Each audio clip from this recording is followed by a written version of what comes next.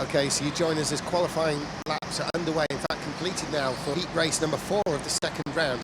And in this race we've got a really exciting lineup. Ramon Pinero has just been picked provisional pole position by Matt Barsh, and Jeff Lund has come through into 3rd place, the American. Of course, he picked up a penalty in the previous race for leaving the pit stop too late, which was a bit of a killer for him. Bringing up the rear there is Gary Jones. He's his final qualifier into 6th place then. So Matt Barsh is on the pole position for this one from the Spaniard. Ramon Pinero, Jeff Lund, the American, is in 3rd. Philippe Denous is in 4th. Scott McIntyre 5th. That's a good one from Scott McIntyre. And Gary Jones 6th.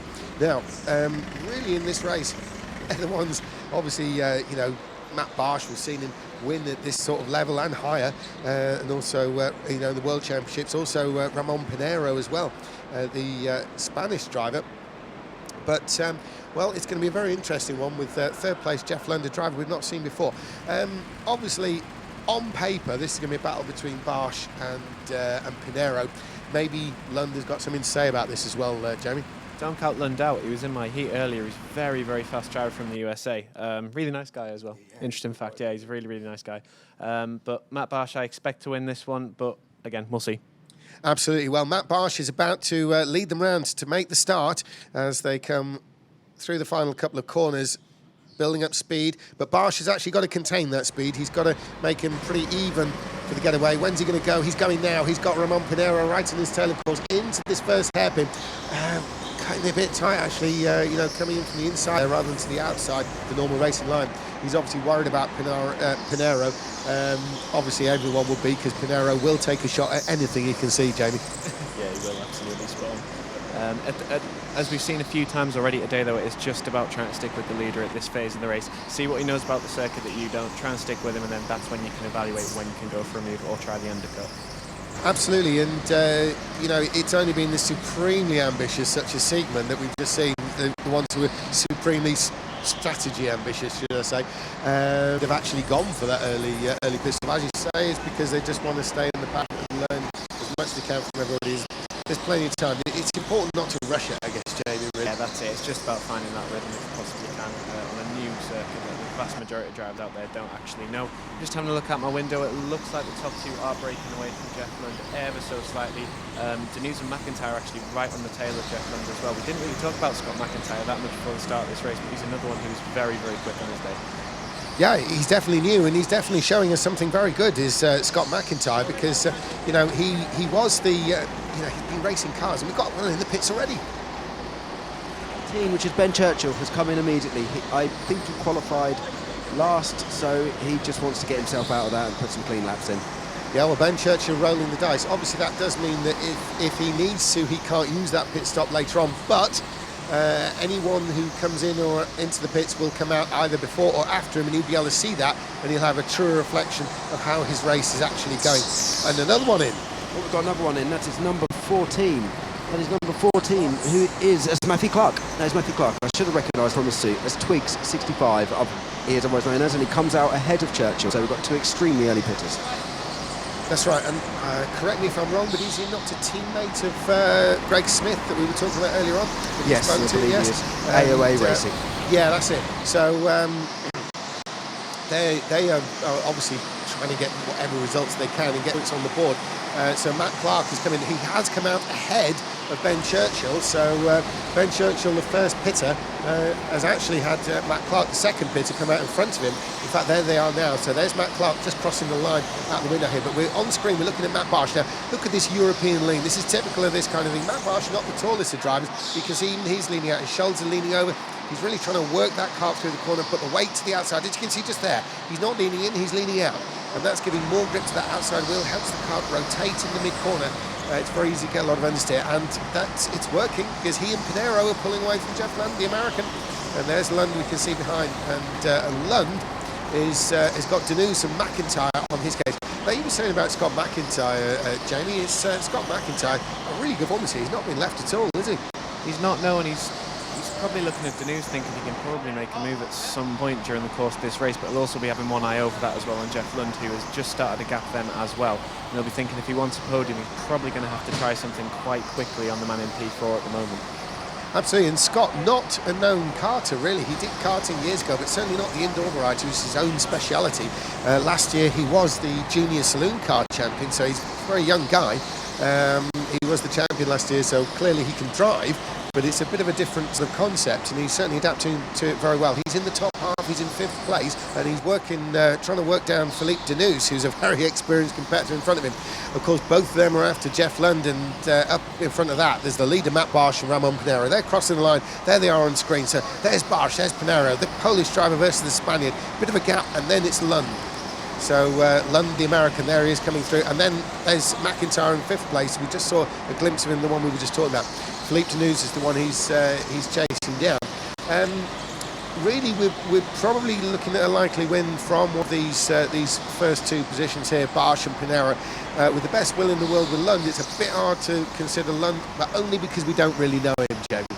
Yeah, he's also doing a really good job though of pulling away from the two behind him. He looked under quite a lot of pressure the laps ago, and now he is as close to the back of Ramon as sort of Deneuve and McIntyre are at the back of him. So if he just keeps his head down, he's hopefully looking at the first podium in the BRKC, which would be a heck of a result. Yeah, it would be, and it'll certainly be something for him to add to his credentials. He was obviously featured in the World Championship last year, which was held in Charlotte, North Carolina, in the USA, obviously his home country, and that's inspired him to sort of come out to Europe a bit more this year, and he's starting that campaign here in the UK with the British Rental Kart Championship. We'll have to speak to him at some point. Maybe Carl can get hold of him or whatever, and see what his overall plans are later in the year. But certainly he's looking good here in the UK, justified his visit on this third position alone so far. Needless to say, he left it a little bit too late to make the pit stop that you were up against him with, much to your pleasure, I'm sure, because obviously that helped you. But Amy Henderson here, who was competing against him in the earlier heat race. But overall, your impression of him, Jamie, has been good so far. We're talking about Jeff Lund, of course, the new American driver. Yeah, I was very grateful for him making that mistake, because I had a really bad heat and I could do with every point he could give me. He will be kicking himself about that though. He's probably got more pace than he realised, and he'll be thinking if he could have got a third in this, I believe a fifth that was taken away from him because of his pit stop, he would be knocking on the door of semi-finals with those kind of results. So he'll be happy in a lot of ways, but a little bit frustrated, I would imagine, as well. Yeah, I think you're absolutely right there, because coming up next, we've got potentially one of the worst heats of the day in terms of, well, worst heats if you're driving in it, best heat for us, because it's just going to be ridiculous in the lineup. And I'm sure that Matt Barsh and Ramon Pinero there are very pleased. They didn't actually end up one heat later on. They are now fighting for the lead, and when we see the lineup, you'll all realise when I say they could easily fight for last. Have we got someone in the pits? Yes, we have. Yes, we do. We've got number 21, which is Andy Hewitt, which is into the pits. Number 14 goes through. Andy Hewitt coming out of the pits, it looks thing, and is coming up to Ben Churchill. He's going to get out just ahead, but it's getting really tight into the first turn. Yes, he is, but he's able to hold on simply because of that hairpin.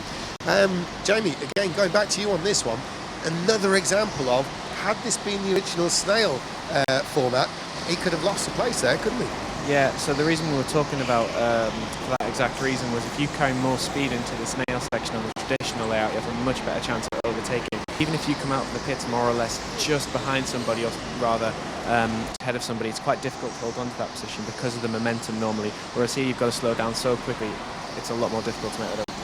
Absolutely, because the momentum is there for much longer, isn't it? I mean, it's like, must be about 4 times distance, because as soon as you cross the line, you're getting ready to go on the brakes for the hairpin. With the revised layout and the original snail, you'd be carrying it around literally 4 times as long. Obviously, it doesn't really matter. It means that sometimes people, it's their benefit, sometimes it's not, which is why we got the revised. But certainly another very lucky situation there for someone coming out of the pits. In this case, it was Andy Hewitt. Now, there's the battle for the lead. It's very, very close still.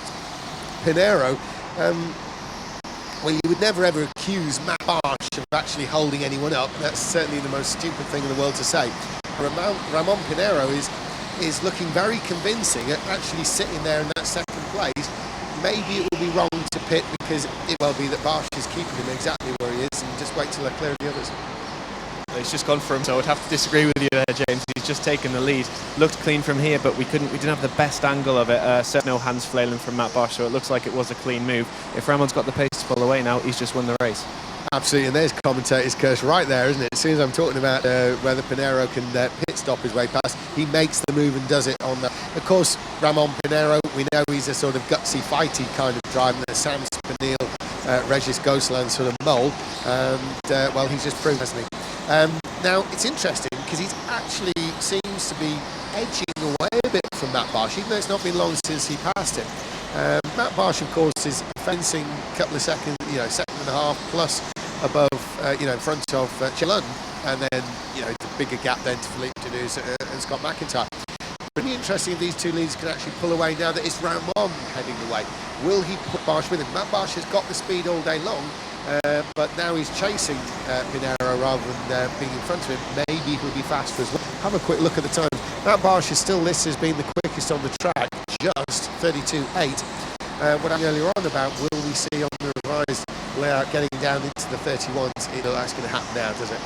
It doesn't look that way. One thing I have been very interested in is the way Ramon was behind Matt Bosch. It looked like he had enough pace to walk away with it quite comfortably. As soon as Matt want to follow, all of a sudden Ramon doesn't seem to have that pace advantage, so this is going to go right down to the wire. Yeah, they're clearly sort of matching each other for times. They are edging away from Jeff Lund. I mean, when we see on the screen, particularly in some of the hairpin shots we get where they're all constantly up, Jeff Lund does look actually remarkably close to them. But when we look at the actual timing, we've got, the leader plus half second to second place, and then nearly 2 seconds off the leader is third. But it just doesn't look that way on the screen when we're in the hairpin. Now, here are the two leaders, you see what I mean? So there's first thing, but there's third. So Jeff Lund is really in visual contact from his point of view. Whether or not he can make inroads, he seems to be actually falling back. We've got someone in the pits, Carl. We've got Scott McIntyre, the number 20 in the pits. Now, he wasn't that far away from Deneuve, who in turn isn't that far away from Lund, in turn isn't that far away from Matt Bosch, so he can be considered one of the lead group. And he comes out in clear air and is ahead of Matthew Clark completely on his own. So he's got a clear track ahead of him. If he was hiding some pace, it's now time to show it, because he could have a chance to jump us ahead. Yeah, and obviously you can see on his overalls there, as he was leaving the pits, McIntyre is part of the well-known saloon car racing crew of Team Hard. They've got lots of cars out in a variety of different championships, including touring car. So obviously Scott McIntyre is probably one of the few with ambitions beyond this, because for most of these guys, this is the height of the glory they're going to get. Admittedly, Scott McIntyre, if he was to win the title, is probably never going to win more money for investment on entry in any other form of motor racing he's ever going to do, including touring car, over what he would win for this.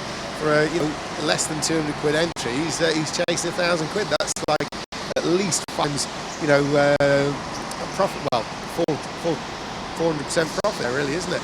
So, and he's not going to do that in touring car. He's going to spend a little bit more to what they give out in prize money. Anyway, meantime, certainly looking good for a shot at prize money is Ramon Pinheiro. Now, since overtaking Matt Bosch, he's not a Bosch, and Bosch is certainly managing to stay with him. So far, fast now is and Bosch is Jeff in. Lund. Bosch is in. Bosch has pulled the pin and is going to go and jump Pinheiro in his pit stop. So Bosch with that distinctive lean forward start into his pit stops. Jury's out as to whether it does anything. And just ahead of the number 18. And only just ahead. Yeah, you know what we're going to say, Jamie. It's another example. Had there been that snail bit, he would have been on track there. Now, what's interesting, Jamie, have a think about this. When it comes to these pit stops, we see the likes of Bosch sort of well up out of the seat, well forward. Is it actually doing anything, or is it just giving a feeling that he's doing everything he can to win? I wish I knew the answer to that question. All I know is that I do the same. It does feel like a little bit more momentum for him. One thing that is definitely worth taking note of here as well is, I did say at the start of the race, Jeff Lund, that gap is coming down. I said don't discount him for the victory. He's got into the groove now. He's really feeling what the track is offering. And that gap to Ramon Pinheiro has gone down from 1.7 to 1.4 in the last 2 laps. So he's in it for the win as well. Interestingly, Pinheiro hasn't decided to react to Bosch. And he goes round again. So he's obviously got extreme confidence in pace. So I'm surprised he hasn't reacted there. Well, that's interesting, Carl, and as Jamie's just been saying as well, the fact is that it seems whoever ends up second makes inroads on the leader. We saw he made inroads on Barsh and overtook him. Barsh dropped back and then pulled back up on Pinero again, then pitted. Now Lund is close in, he's faster, even closer. And in fact, it is Lund who's the fastest on the track as we speak. We're looking at Ramon Pinero, the Spanish driver, and there's Jeff Lund, the American, close on him. It's well, it was closer on that previous lap. What is it now? Well, 32.79. That's a new record race from Jeff Lund. Jeff Lund is now the fastest on the track. The American has set the new fastest lap for this particular race. It's 1.2 seconds. He's closing in on the race leader, Ramon in Barcelona. This isn't over yet for Jeff Lund by any stretch, Jamie. It's absolutely not. I've got a massive on my face. I'm absolutely loving this race. Any one of the top three could still lead. What's going to be interesting is to see how quickly now Ramon blinks to try and cover off Matt Barsh, as he is actually pulling Jeff Lund along a little bit as well. And it might be that if he boxes, Lund loses a bit of pace, but it's really coming down. It's gone down now from what was it, 1.7 a few seconds ago to 1.1. He's not only the quickest on the track now, Jeff Lund, he's by a margin the quickest on the track. He's closer, he's much closer, he's closing all the time as Jeff Lund, and it's incredible because the one thing we mustn't forget is that at some point going to come into the pits, and where will Barsh be when they do? Because Jeff Lund is now making that gap in the middle closer and closer. Ramon Pinero, arm in the air. He's coming to you, Carl, the race leader. Yep, Pinero's in. Oh wow, that was nice. Very easy to hump for the first thing. I think this is going to be a fast pit stop. He's going to go again. Just right pushing it, and it looks like he's done it. He's come out ahead of Barsh. Yeah, he definitely covered Matt Barsh. That was the most sort of convincing pit exit we've seen on this revised layout. Need the hairpin to hold Barsh up. Now, have you got Lund in yet, or is he still out on the track? Because he seems to have disappeared. Yep, Lund is still out. Lund is still out on the track, so I think he now has eyes on a race win here. So he's going to stay out for as long as he can because he knows his pace is good. So I think he could catapult himself from third up into first here. Yeah, well, last time left it too late, and he's leaving it mighty late this time. Let's hope he realises that it's not the last lap he can come in. He's got to come in before that last lap. It was a great result he lost before. Well, look at this, Pinero and Barsh. Absolutely knows that Pinero's having to get defensive into the hairpin there. Jamie, this is staggering. Now, will they hold each other up with Jeff Lund? This is exactly the problem. So Matt Barsh is now the man with the most difficult to make because he can attack and try and get the position off Ramon, but if he does that, that is really going to open the door to Jeff Lund. If he sits there and leaves it, and Jeff still has the pace to jump both of them, we've got a penalty for Ramon Pinero. Oh, I've got no idea what that's for, but that is an absolute disaster. James, do you want to... Yep, I know what it is. It's a bad pass on the number 15 kart, and number 15 kart is Matt Barsh. So somewhere along the line, there's been a bit of bumping and boring, and Pinero's big penalty. Quite what that's going to be and quite how it's going to be imposed, we find out. But Barsh is all over the back because they did both seem to back off, and then they got racing, and that I think is obviously the backing off bit was probably being told he's got a penalty. Now. The only beneficiary here is going to be Lund. He's yet to make that pit stop. He's going to have to make soon. Pinero, he's been given a bit of penalty. Is that no? He's right. Talk us through this, Jamie. I know what to say, but I'm going to let you do it on this one. Okay, so the gap now between Ramon Pinero and Jeff Lund is 9.7 seconds. That's only 3/10 off being rolled in the pit window for Jeff Lund to win again. And as we can see, Ramon's gone defensive down the back straight. There's a couple of tenths right there for doing that. I think Jeff Lund is now in the seat he wants to be in to win this race. I think it's probably go his way now. He is, but guess what? The fastest lap of the race now has gone to Matt Barsh into the pits. Yep, we have number 19, Carl Stevens, into the pits. It looks really good. That's heartbreaking for Pinero. I believe he had a similar disaster here a couple of years. So that's Carl Stevens out the pits on his own. He's got lots and lots of clear air, well ahead of race leader Jeff Lund's in. Yep, Lund's in. Lund is in. Oh, he cut the fine on the first thing. Oh no, it's a slow stop. It's okay, and he's followed in by the number 30, which is Philip Deneuve as well. So Lund actually had a slow stop, but it's going to make this. And it's incredible as he come out of the pits. It's Jeff Lund who gets in between the two, and there was no shade space. And Matt Barsh has come through in the lead. It's Matt Barsh, the Polish driver, leading from Jeff Lund, and the Spaniard Ramon Pinero. Now, Jeff Lund, goodness for that hairpin. That saved him big time there. Because Jeff Lund, it wasn't the greatest in the world, it has to be said, but at least it was a legal pit stop this time. And Pinero down the inside. Now Pinero's already in trouble for a bad pass. Is he going to get winged out for this one? In the pits Gary, we've got Gary Jones in the pits. Let's see where he feeds out. It's going to come out. right behind McIntyre, so he's going to go right to the finish. Yeah, Gary Jones, he pitted from the lead. It looked like out in 4th place, but just as he was leaving the pits, he got nailed by Philippe Deneuve and McIntyre, and that has cost Gary Jones. He'll be pretty disappointed with that one when he sees where he was. Now, Ramon Pinero is going to come under pressure. Only a minute and a half left in this race. He's going to come under pressure from Jeff Lund, the American, North Carolina. There's Barsh, there's Pinero, there's Lund.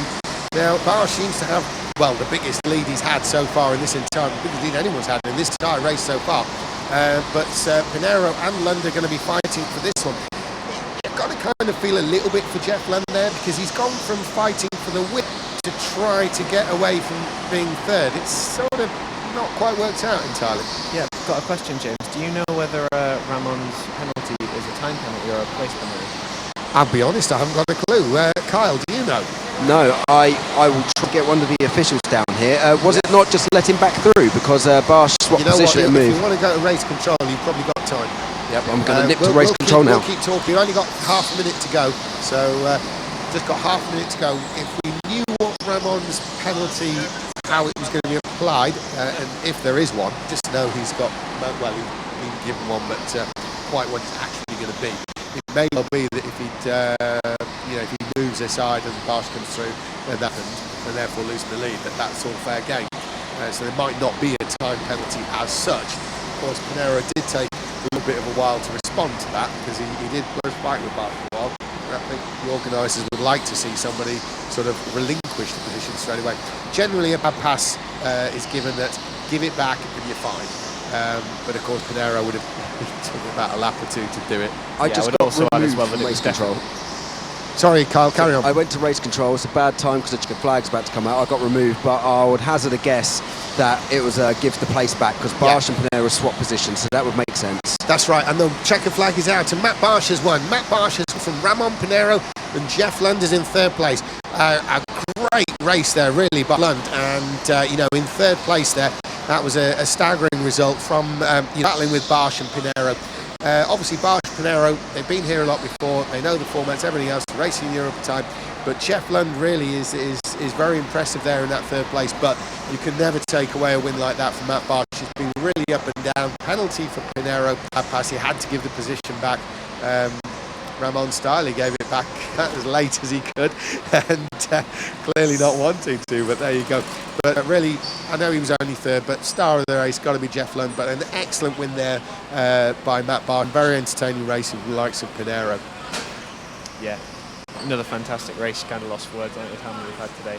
They've been really good wheel to wheel. I would like, on the note there of Ramon giving the position back, I'm pretty sure it was just a very good overtake from Matt Barsh. I don't think he just gave the position.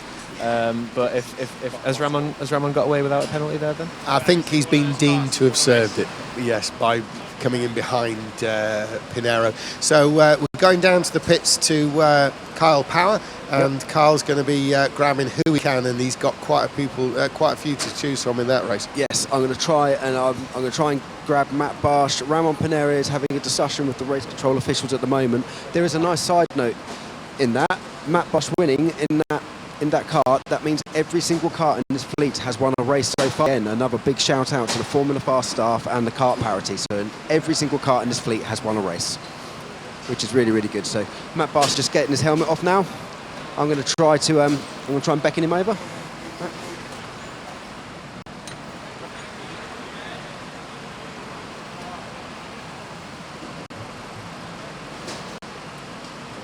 Right. Yep, right, I'm down here with Matt Barsh, race win. That looks extremely fighty race win there. Yeah, the qualification is very good for me, I think, on the slow kart. And my plan for the race, of course, will be continue on the 1st position. But my kart on the straight, I think, will be a little slower. But I must fight and working with that. Ramon overtake me on the pit stops. But of course, I have lucky find a place to overtake. I hope so. Will be better on the next race, and I'm very happy of 1st position. And congratulations to Ramon to fight, and very good, nice race. Well, it was certainly entertaining from where we were sat. Congratulations and have a medal. Yeah, thank you. Cheers, so much. Oh, yep, Ramon's come here, so yep. I'm here with 2nd place, Ramon Pinero. How was that for you? It looked like it got a bit racy. What was just happening in race control there? Have you got any news for us? Well, I mean, I just got told like I had a bad pass flag, but I just didn't see it. So, I mean, otherwise, obviously, I would have given the place back. But anyway, he got in front at the end, so, I mean, I don't think that changes the outcome of the result because we were both far in front. I mean, obviously, if I saw it, I'd give it the place back because that would have changed nothing for me anyway. So have you escaped the penalty then? But I don't have a clue. I don't know. I just don't know. But it's extremely strong pace, and it was looking. You certainly kept us entertained here. We couldn't tell who it was going to be. Whether it was going to be Matt Barsh or yourself. It was extremely fun. Was it fun and exciting from the cockpit as it was looking from the side? It's fun and tough at the same time. But obviously, I wanted the final win, but Matt did a really good move on me, like 3 minutes to go. But it's fair enough. I mean, I'll take second place, fourth and a second. I wanted to be consistent top 3, which that makes it even. Tomorrow got 2 very tough hits, so we'll see how it goes. Okay, best of luck. Well done, Ramon. I'm also going to try and quickly, sneakily get Jeff Lund. He's going to come in after a fantastic drive. Yep, brilliant. Well, Jeff, very quickly, because we're running out of time, very, very strong race there for third place. It looked like you could win it at one point. Yeah, I was just happy to be in there, like top 3 with those guys, like Barsh and Pinheiro. Like, I was just happy to be there, and then I got last place points in the first race, so I wasn't going to fight too hard because I figure those guys have a bit more to fight for right now. We're to cut short because we're starting the other thing. We're starting another race, but we'll try and catch up with you a bit later. Sounds good. I want to watch this race anyway. Okay, back to you, James.